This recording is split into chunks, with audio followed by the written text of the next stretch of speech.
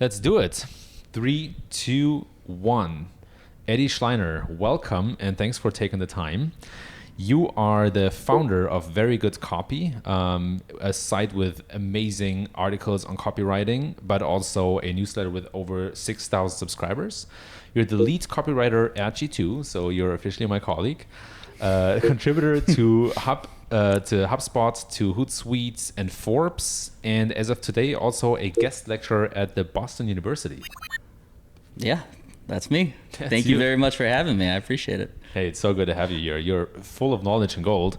And to jump right into this, one quote from you is, and a great article from you, is good writing is rewriting. So Eddie, what do you think is the key to great copy? Well, yeah, I mean, there's a couple ways to talk about it. I guess Eugene Schwartz, he's a master copywriter, probably one of the best copywriters of the 20th century. He used to work for a place called Boardroom. They sold a lot of health and wellness books, basically information products.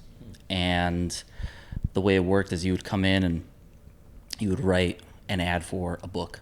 And if your ad won, it became the control. And then other copywriters were brought in and they would have to basically beat your control with their own ad. And he won, out of 30, he won 28 or 27, some ridiculous number. So that's why people say he's the best.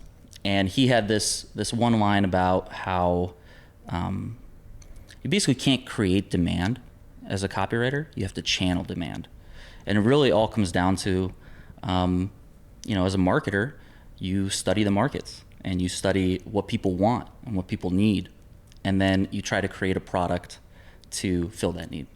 And so the key to good copy is, first and foremost, understanding that market, understanding what that need is, and just making sure that you're not trying to create it, that you're trying to channel it. And then after you write your copy, you got to keep on rewriting it, because you're right.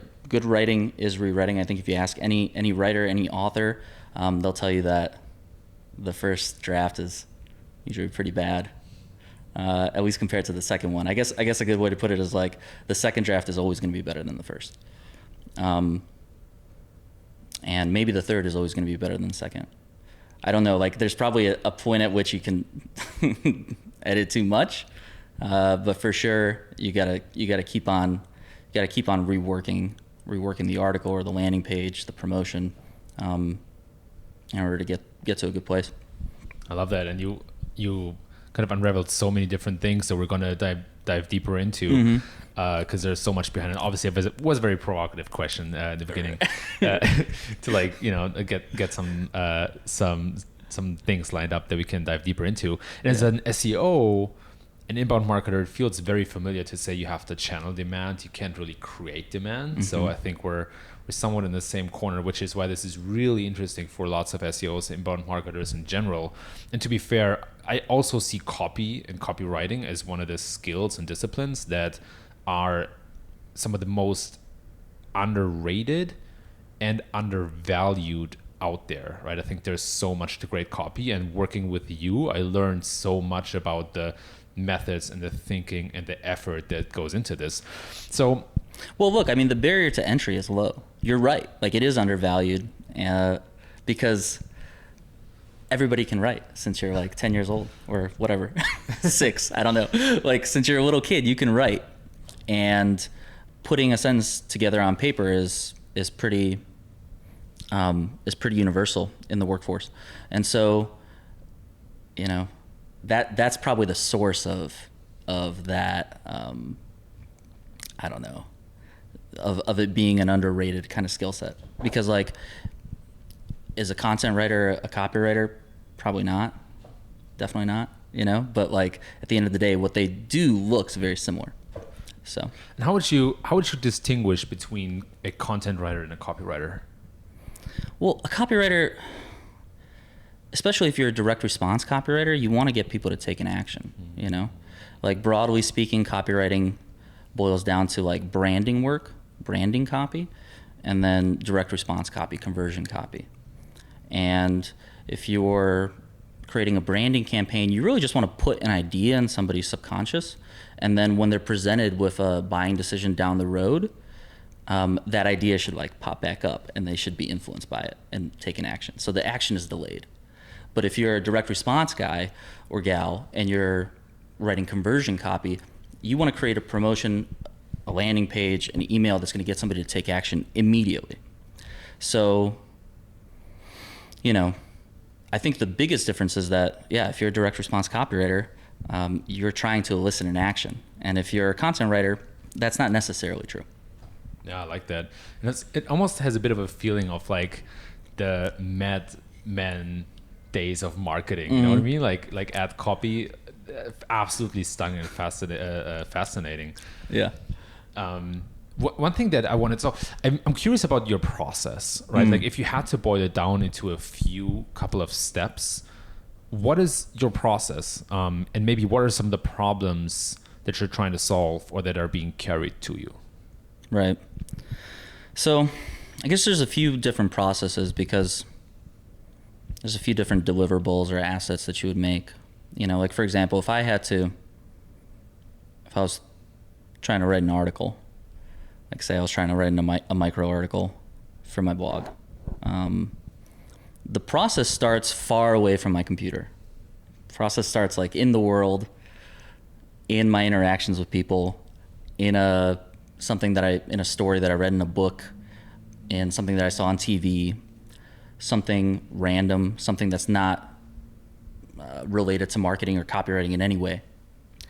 And then because I've been a student of copywriting for a long time and I have a modicum of knowledge when it comes to it, I can connect that random thing that I saw in the world or on TV or in a book or whatever. I can connect it to a copywriting principle or a tactic. And that's when I make a note in my phone or wherever. I'll be like, okay, well, here's this anecdote that I heard, and it reminds me of a good way to teach this principle or this tactic. And so I make a note of that, and then after that, sits for a little while. Could be a couple hours or a day, depends how excited I am about it. Could be a month, I don't know. I look at it again and I'm like, does this still resonate with me? Does this still make sense to me? And if it does, then I try to like shape an article out of it. And the thing about like micro articles, I like to like repost them on LinkedIn. So I want to keep them in that like word count. You know, it's like 1,300 characters, so you're probably going to end up with like 220 words, something like that, 215. So I know that I have to combine this random fact or anecdote or story with this tactic or principle, and I have to do it all in 220 words. So how do I put that puzzle together? And that's my process, really. And like it usually starts with the headline, so the promise that you make to people, and then the lead, which is the first paragraph, couple sentences, which basically like surmises the story that we were talking, the anecdote, the little thing. And then there's a bridge to the lesson. You say like, oh, well, this is, you know, analogous to this copywriting tactic or principle. And then you tail it with a call to action, you know, whether that's, if it's on social, leave a comment, you know, what do you think of this? Or if it's, you know, on the blog, you could say, you know, give somebody an action to take, you know, some sort of an exercise, something that's going to maybe help bolster this tactic or principle in their mind or help them get better at it. So that's the article piece, I guess. If it's like a campaign for like a G2, it starts with the brief. It doesn't start with me at all. Like it starts with our colleagues in product marketing who already understand this audience really well, already understand the product really well, understand the problem that it solves, and they do a fantastic job of collating all that information into a creative brief that gives me everything that I need to know in order to say, okay, well, this is how I want to shape this story. Like Yoni Solomon, our colleague, leads partner marketing over there, extremely talented person, he described it to me when we first started working together. He was like, I give you the crayons and you paint the picture, or like I give you the colors and you make the picture out of it. And that really is kind of how it works. Like the product marketing, the brief, that's designed to give you all of the raw information that you need to tell a story in a really clear and concise and compelling way to a very specific audience. And so that's the process if you want to create like an email campaign or sequence that leads to a landing page that gets people to fill out a form, or a drift bot or something that gets them to, to the next step of the funnel. Yoni is an incredibly smart guy. Very. And I will have him on the podcast. Very. If he wants to or not. Doesn't know yet. But you mentioned two things that are so interesting for marketers, and also two things that marketers do wrong so often. So here's the first one. SEOs suck at writing headlines. You know why? No. Because they only care about the keyword. Right. That's like, main keyword is in the headline or is in the title tag. Sure, like ship it, no problem. But they don't care about creating something click worthy or something that starts like make a promise or build an expectation. Yeah. So how do you write great headlines? Right. That's a great question. Well, you write great headlines by making somebody a promise, right? Like we just said, usually a headline is a promise about what you're going to learn or what you're going to take away. And the formula is tease the value and embellish the benefit. And that should make somebody curious, So like if the headline was like, this one thing, do this one thing to make your pillows as soft as possible. The one thing is the value. That's like the piece of information that's valuable to you. And then like as soft as possible is the benefit. And it's kind of hyperbolized, right? Like you're not going to make this as soft as possible. Probably not. Like that's really, really soft. But when you say as soft as possible, it puts an image in someone's mind, and it puts a story in someone's mind, a narrative in someone's mind, and it's a way of embellishing without, lying in a way, and that's like once you start lying, that's clickbait. If the promise isn't fulfilled in the article or whatever it is, then it's clickbait. But if you use that formula,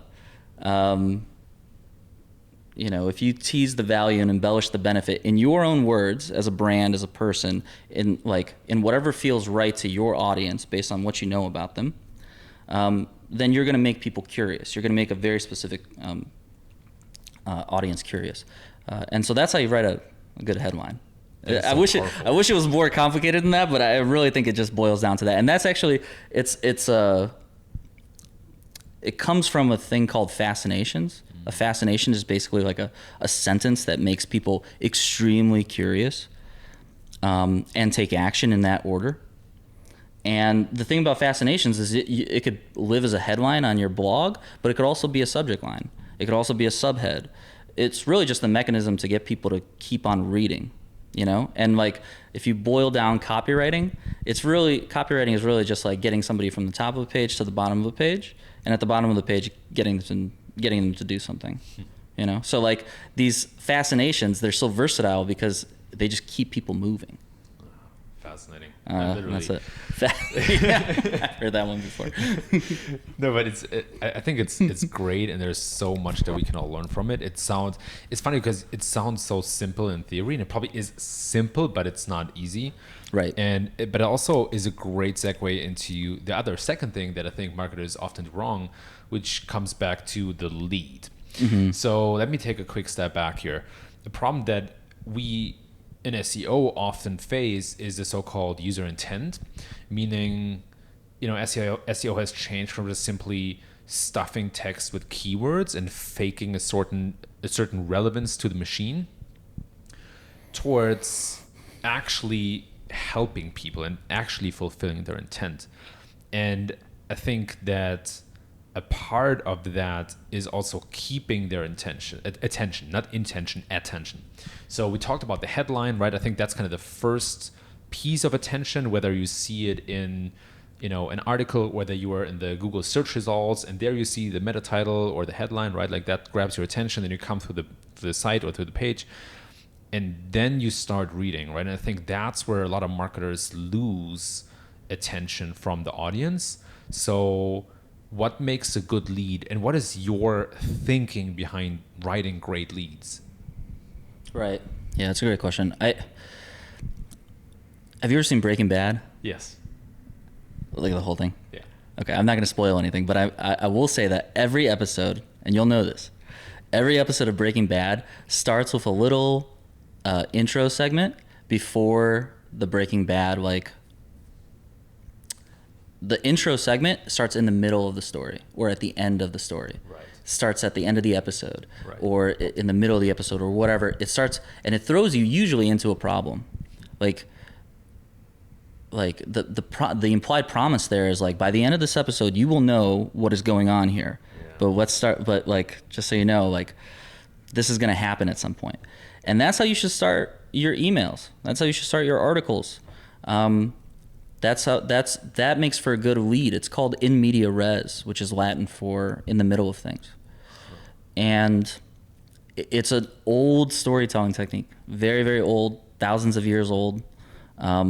You basically throw people into the problem first, and then you fill in the gaps, right? You fill in the blanks as you go.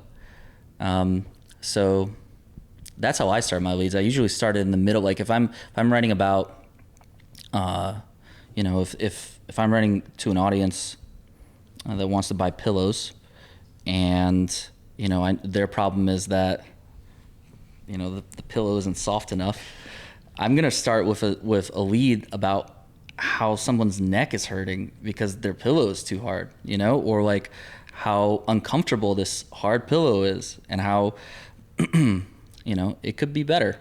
And then you start filling in the blanks. So you don't start from the beginning. You start in the middle or you start at the end, and then you work your way in.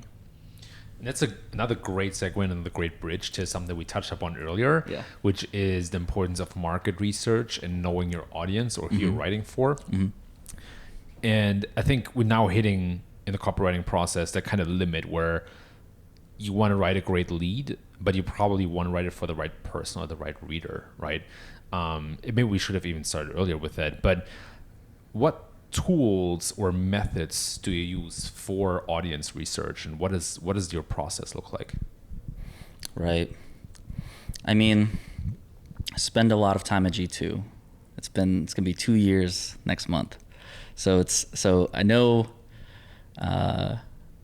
who we're talking to pretty well. So I'm a little bit, and I know people who are reading my blog, marketers, copywriters, entrepreneurs. So I'm familiar with the audience enough that research hasn't been front and center when I'm doing that kind of stuff. But if I were to take on a new client and it was a B2C product, for example, go to Amazon.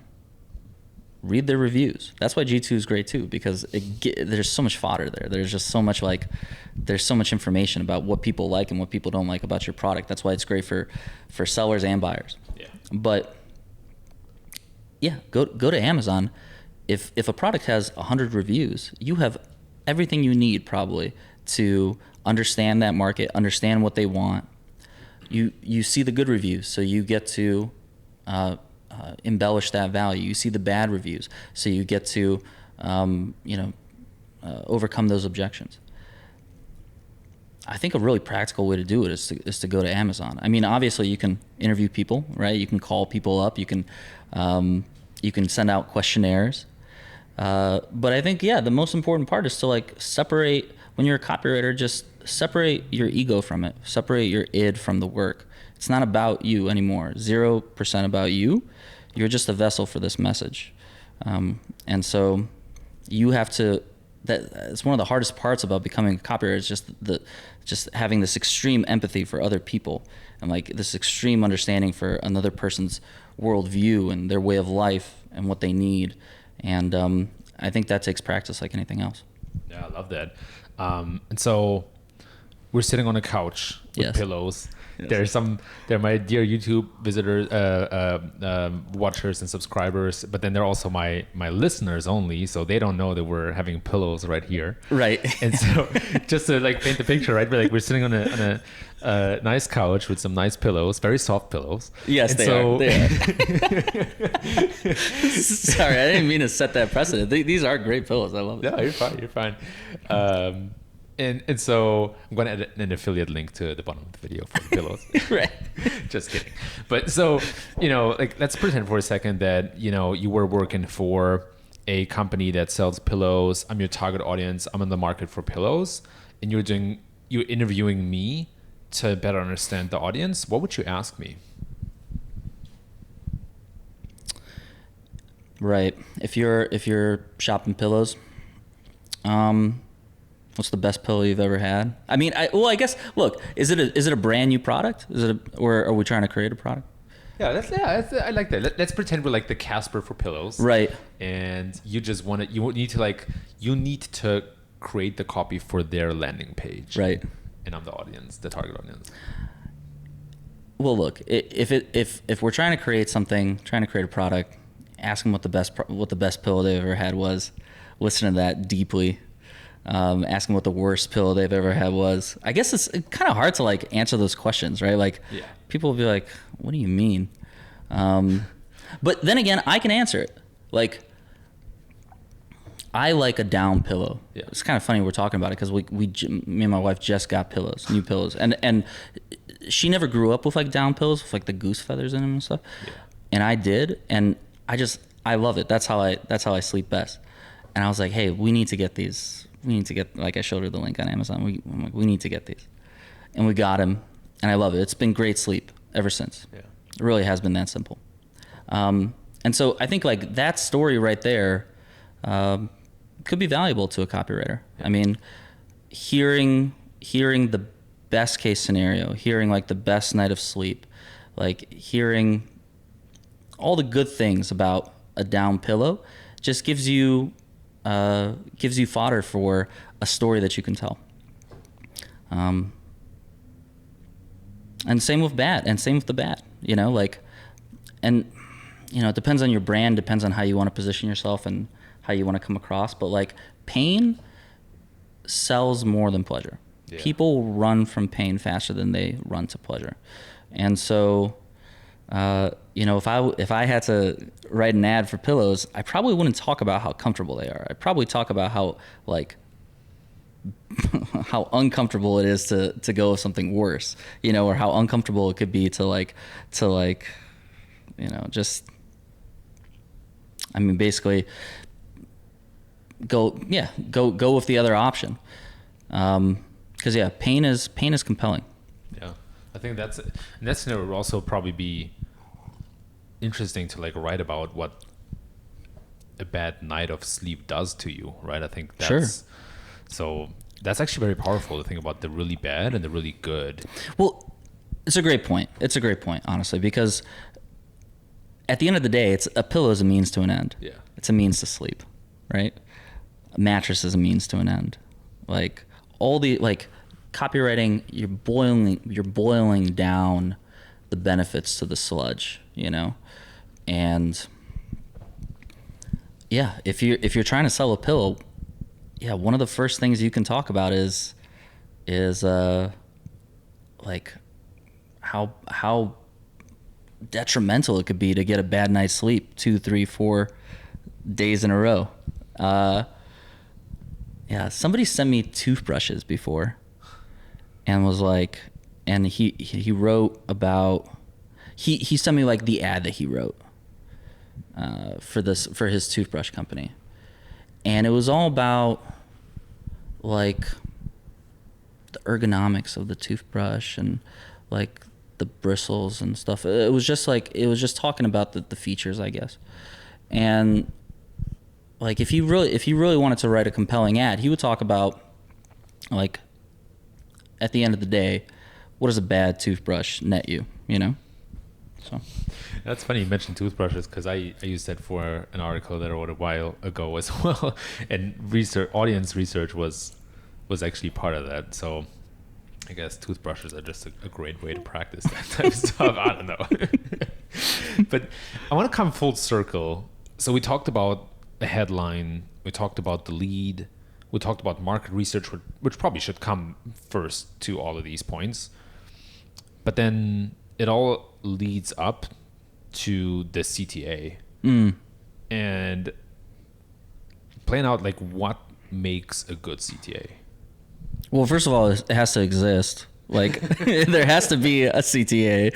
You'd be surprised. Like, you have to give people a very clear next step. Yeah. People have to know what you want them to do on that page. Because the moment that somebody is confused, the moment somebody has to like stop and think and get it, like it's becomes really likely that you're going to lose them, or it becomes much more likely, I should say. So, you know, the way you architect like a good landing page is to have probably CTAs throughout, but then make sure that when they get to the bottom of that page, there's a very clear next step. And I guess a lot of CTAs take shape in a form. A lot of drift bots now. The less you ask for, the higher the response will be, probably. Like the less form fills there are. But then also like you're sacrificing just the quality of that lead. So they also say, like, you know, if you are selling, let's say you're selling a $2,000 product, just broadly speaking, that's going to need a lot more copy, a lot more selling than a $20 product.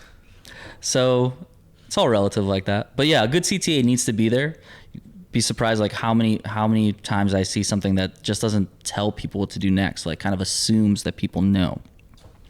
I would just say don't assume, make sure it's in there, and then make sure that the amount of information that you're asking for is relative to what they're going to get in response. Like if you're giving them a free ebook or something, it might be antiquated, but like if you're giving them a free, let's say it's an ebook. Don't ask them. Don't put 20 form fills. Don't put 20 spots in a form. That's not going to do it. Just ask for their email. Or if you want them to subscribe, just ask for their email and their first name or something. People aren't going to give you that much information if they're not going to get that much value out of it. Yeah, it's funny that you mentioned the amount of copy being disproportionately higher for the price, or proportionally higher for the price. I mean, yeah, I'm sure everybody saw these landing pages on the internet that are just like endless and endless and endless, and then you're being asked for $2,000 or something like that. You know. Well, that's also like the old school copywriters from the 70s, the 80s, the 90s, at the height of direct mail. You know, when you know, Gary Halbert, John Carlton, Gary Bencivenga. There's a lot of Garys in copywriting, I guess. You know, these guys would write sales letters that are 20 pages long, 40 pages long, 50 pages long, like almost like mini books. And it's really because they were asking for, at the end of it, they were selling something really expensive. And that's because, I mean, nowadays, like, do you think that still works as well, or do you think that attention spans are shorter? If you're interested in it, it's gonna keep your attention.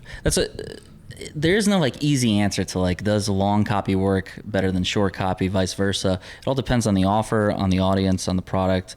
It's pretty variable. But one thing that has been proven is that if you catch, you know, if you catch, what are you interested in? Like what's something? Fitness. Perfect. If you're interested in fitness and you have a product in front of you that you really think you're going to buy, or think you like think it's something that you want at the very least, you're going to read all of that copy just because it's like satisfying to you. You're going to enjoy the process of reading it because it's putting images in your mind. It's telling you a story. It's giving you like a worldview that you align with and you like and you want to see yourself in.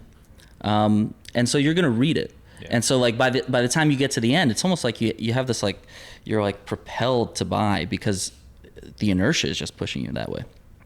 So if you know your audience really well, if you know that your audience really wants this product, and you know that it's expensive, give them a lot to read, give them a lot to consume on it. Make sure that they see themselves using it in a good light. And,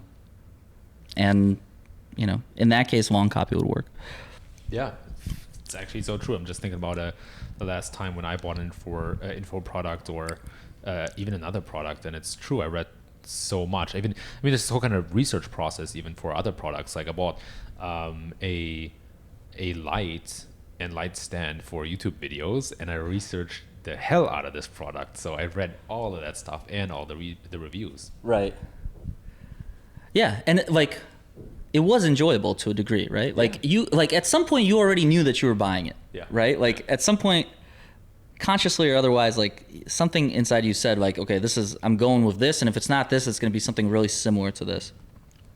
And you just kept on reading. I know that I do that just because it's an escape. Yeah. And copy can be an escape. And the more you make your copy an escape, you know, the better the results could be. Clearly. And I want to talk about your email list, which is very impressive in just a moment. But there's one quote that you gave me, which I think is kind of like wraps up this whole process of copywriting, or at least puts a nice wrap around it, let's put it that way, which is create now recklessly, edit later ruthlessly. What does that mean?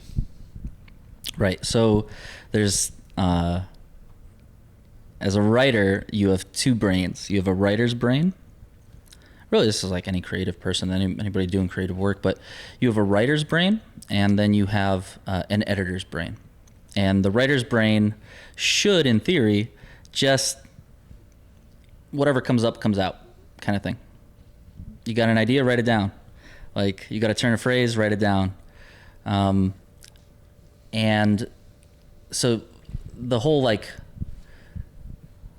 what's the quote again? What does it say?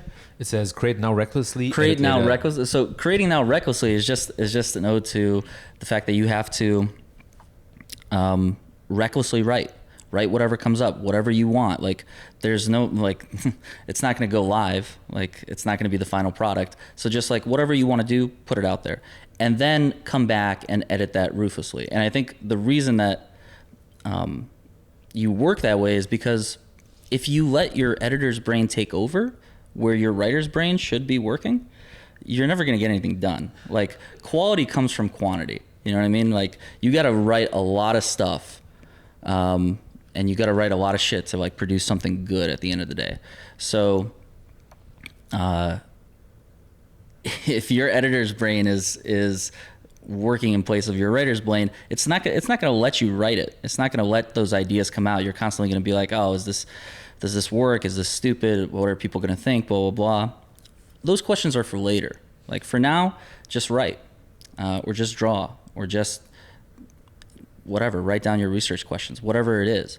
And then later, after you've stepped away from the work for a little bit, come back to it, edit it, with your editor's cap.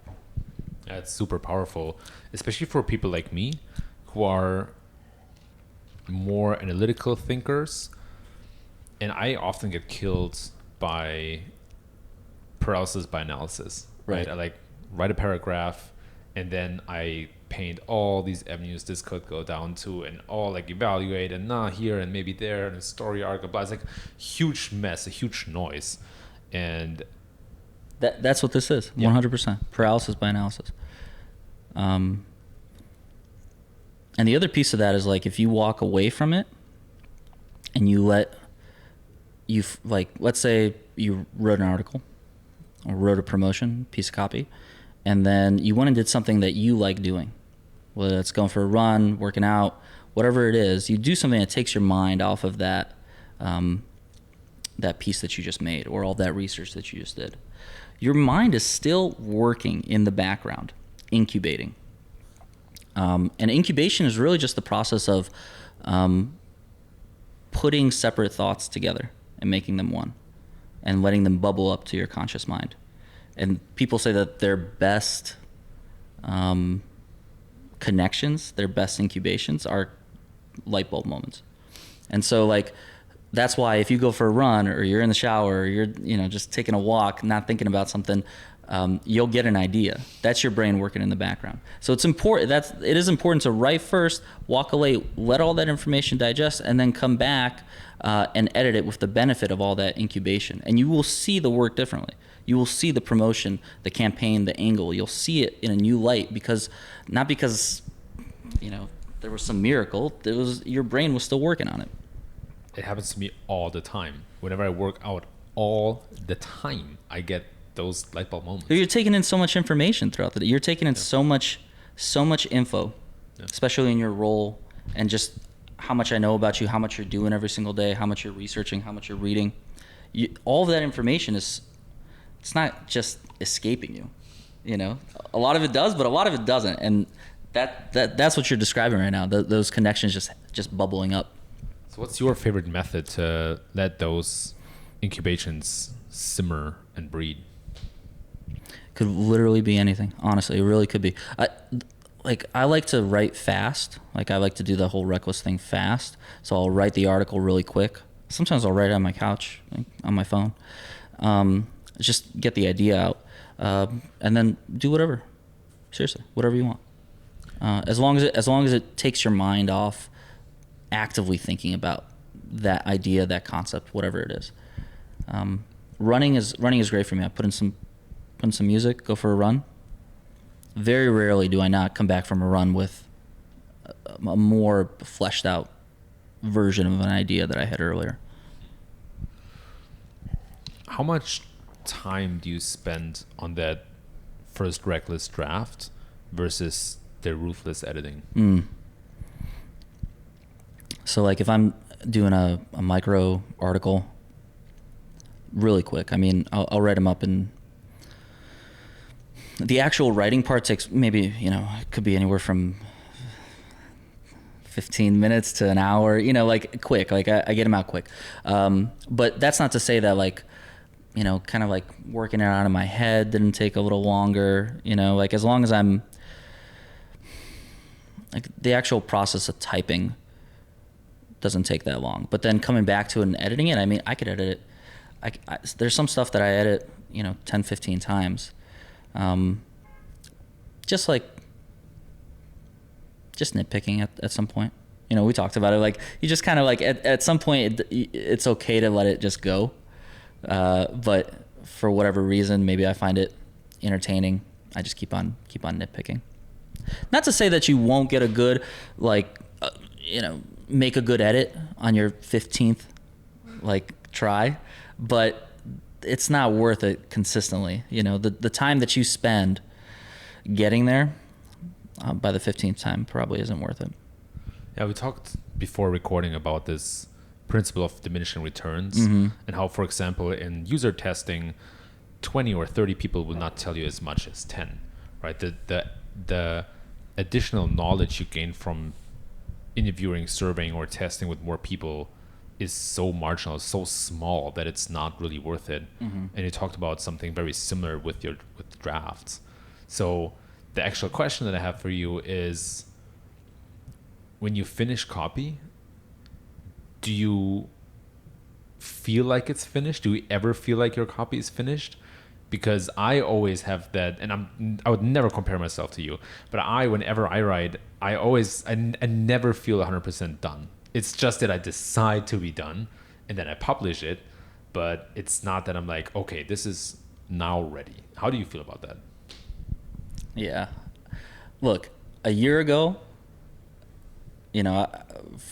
up until recently, I was publishing once a week. And recently I started doing it more on a daily basis. But a year ago I was publishing once a week. And what I've started doing is going back and taking some of those articles, which are longer, like some of them are 500, 600 words. And I've been trying to compress them down for LinkedIn, for social, just repurposing them. And so there's some more editing that needs to happen for that. And so naturally I have to go back and read those articles. And a year ago, those articles were done, but now I reread them. It's kind of a scary experience because I'm like, wow, I would never publish this now, you know? So you could always revisit your work, and with the benefit of time, experience, make it better. And so for the time being, some stuff is done. But in the grand scheme of things, it's probably never done because you're still growing as a person. You're still growing as a professional, you know? There's books that I read in high school that I hated, that I reread, that really changed the way I see things. And the book didn't change, I changed, you know? And that happens a lot. And that'll happen with writing, that'll happen with things that you consume everywhere. That's so powerful. Like a lot of things that you said today really makes me think. But one more question that I have about your process and how you work is that, like, what tools do you use? Do you write in a simple Google Doc? Mm-hmm. Do you write on paper, pen and paper? I have a hunch that it doesn't matter much, but it helps to paint a visual picture for me and for the listeners and watchers to understand like how you work and what that copywriting process looks like. And I have a theory about that, but I'll explain the theory after you're done explaining. Super simple with me. Super simple. I work in Google Docs. That's where I write everything. Squarespace is what I built my website on. And MailChimp is how I distribute the content. And those are the three big tools. I mean, I use other tools for promotion and stuff, but those are the three big ones. And all of my writing, 100% of it takes place in Google Docs. So a lot of it starts on my phone in an ideas doc. Then when I sit down and do batch writing, or if I just feel like writing, I'll sit down and I'll look through that ideas doc, take it into its own separate document and write it out there. But there is a way that I format the doc that might be helpful, because it's intimidating just looking at a blank page. You know, it's not cool. I usually have the head, like when I'm taking notes, when an idea comes up, I have the headline, and then I actually make like 3 dashes, and then I put image in all caps, the word image, 3 more dashes, and then I have 3 bullet points. And if I have those elements, then I feel like the idea is complete in a way. Like I feel like I have enough here to create an article out of it. And I think that in general is probably more valuable to people listening. Write wherever you want, but like format it in a way that like tells your brain, okay, this can move forward. This has the green light to keep going, you know? At G2, like all of my work, they call me One Doc Eddie because it's all in one document. It's pathetic. It's like, I literally have Google Docs open, and then I wireframe everything in there just using like tables, and that's it. I don't have anything else. Like you can use a wireframe tool, but you could do the same thing with tables in Google Docs, and that's exclusively how I work. Our briefs are in Google Docs. I mean, that's it. In those 3 bullet points that you have under the image, how do you define them? How do you write them? What's in them? It's usually, so there's the headline, then it's usually the story that I saw, whatever's analogous to the principle. So the story, then the tactic, the principle that I want to elucidate or talk about. And then the third one, I don't know. It's just like, maybe it's a little bit more detail on it. But like, I just feel like 3 is a good number. It's like the magic number in copywriting. If I need more, I'll put more. But there needs to be like at least 3, I think, for me. And again, it's really just a personal thing. It's just like this makes my brain say, moving forward, moving on. If I can't do it, then maybe it's not really meant to be an article, kind of thing, you know? So we spoke a lot of times now about your email list and your the articles, the tools you use. How did you build that email list, and what do you think makes it so successful? Well, I built it going back to CTAs by just asking people to subscribe, like relentlessly. Like my whole website is designed to make people subscribe to the newsletter. And there really isn't a lot of other CTAs on there. I mean, there's products and stuff that I sell on there, but at the end of the day, if you're reading an article, I'm not sending you to the product page. I'm not sending you anywhere else. I have one goal on that article, and that is to get you to subscribe, or to go to another article which also has a CTA to subscribe. So because just like I don't want to sell somebody that's a first-time visitor to my site on a product or a service. Like, I would rather get them in the newsletter, get them engaged with me every week, and then offer them, make an offer in the newsletter itself. So that's how it grew, just by, I was consistent, and I was lucky enough to have an audience that connected with the work, and I just asked people to do it. I just asked people, and don't be afraid to do that, because if you don't ask, nothing's gonna happen. That's a good reminder. People aren't gonna kind of like get there on their own, Yeah, it's a good reminder. Please subscribe to this YouTube channel and give me 5 stars on iTunes and Spotify. It's something that I always plan to actually plug and then never really do, because I'm so excited about the conversation. So thanks for that, Eddie. I really appreciate it. Cheers. We also spoke about, the bridge here is you remind me of something, and the next question is about mentorship. Yes. Which you also spoke about. And mentorship in our worlds plays a big role because the degree of practicality is so high. That's my thesis or my hypothesis. Because marketing has become so much of a practitioner field and not this thing you just read a lot about. You can get started like that. But the real knowledge, after my mind, comes from doing, trying, failing. And that's where a mentor can really accelerate your process.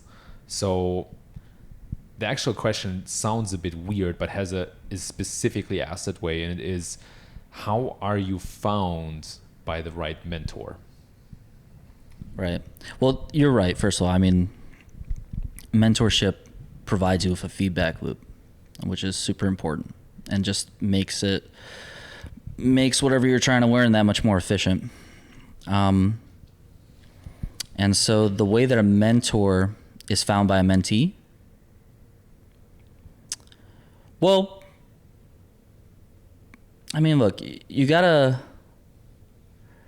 if I needed a mentor, I'll just go out and try to find people that were really good at what I wanted to do and reach out to them. But I wouldn't reach out to them with just that question, like, just, will you mentor me? Like, I think,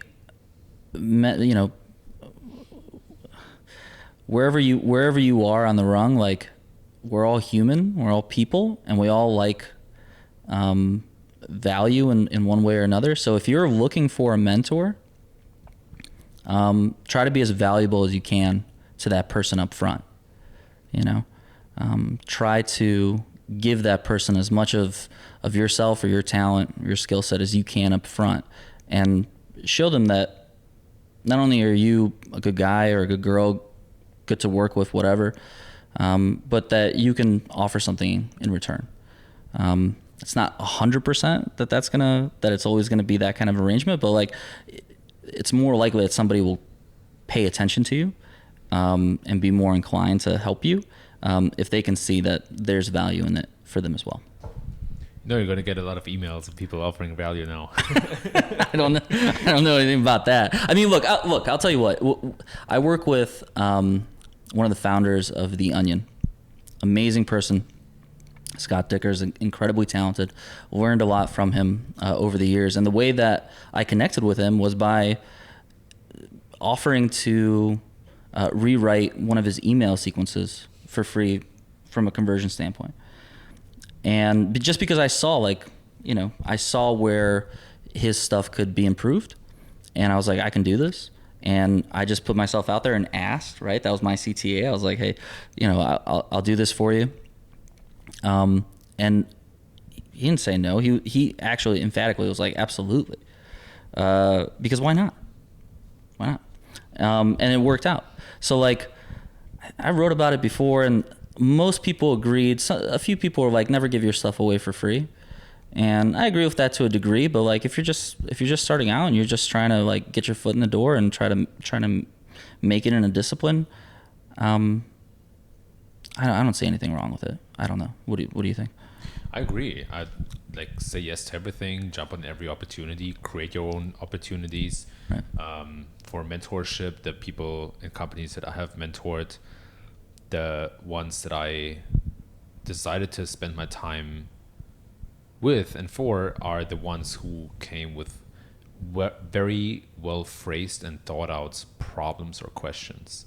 So I think when a mentee comes around with a very unrefined, broad question, that is a very good sign of someone actually not caring that much, right? It feels like a spammy newsletter, like a boilerplate LinkedIn outreach message, where like that person sent it to many others and they're not really caring about it as much, right? But if you make it easy for a mentor to give you a good answer, not only will your answer or the answer you receive be much longer than you actually ask for, but it's joy for the mentor to work on that, because you see the person works hard, takes it seriously, and it's not this kind of uphill battle. Right. Can I ask you a question? What do you enjoy about mentorship?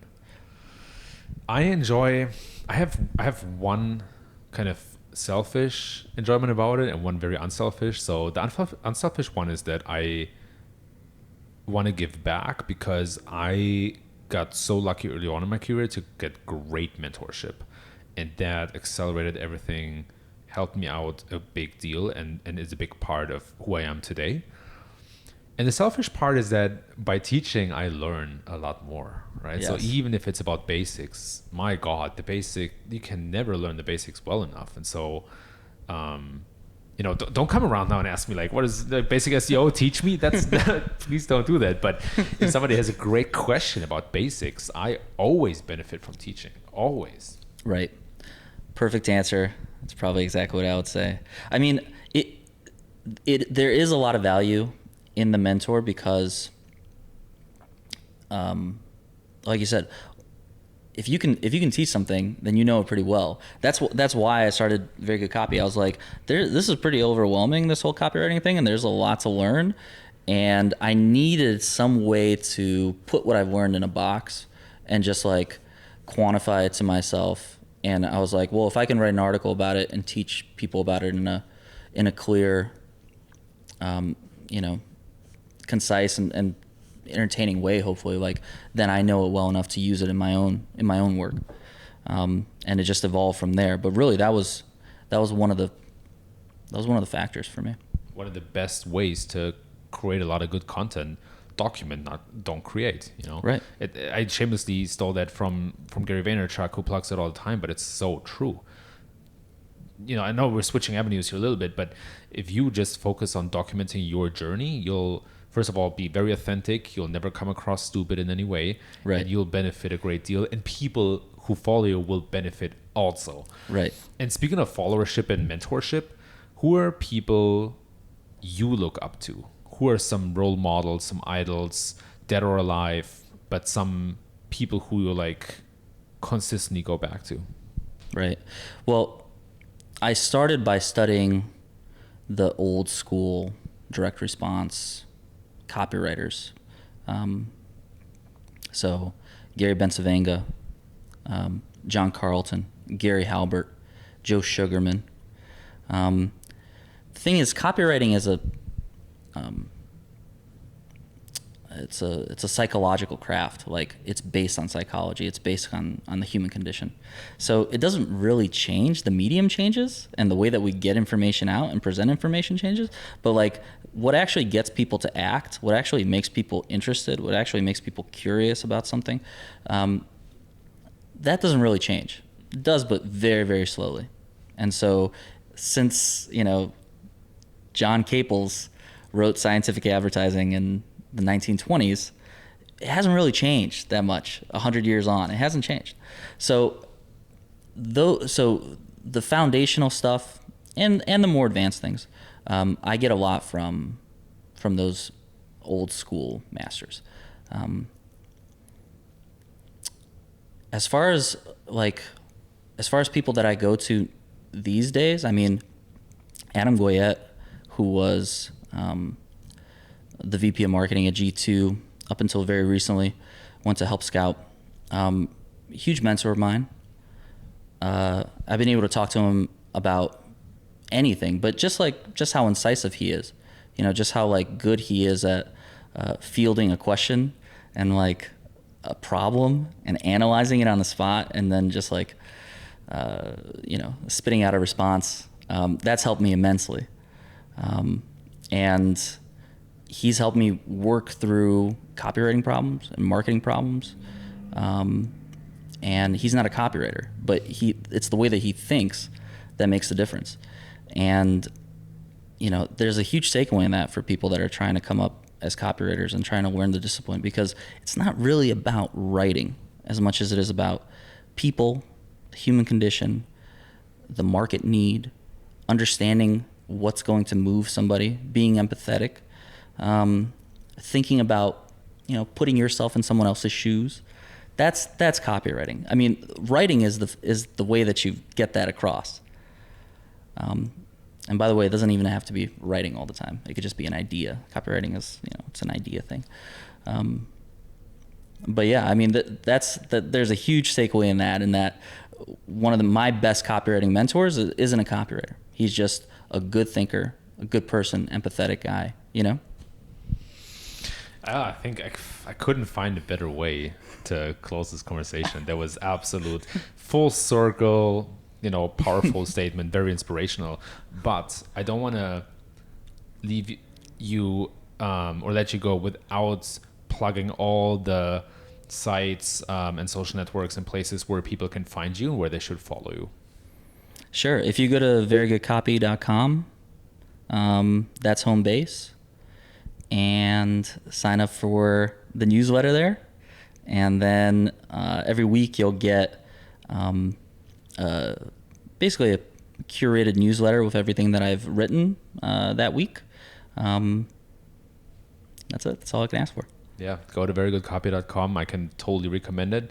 And Eddie, thank you so much for sharing your knowledge with us. That was absolutely fascinating. Kevin, this has been incredible. I appreciate it. Thank you.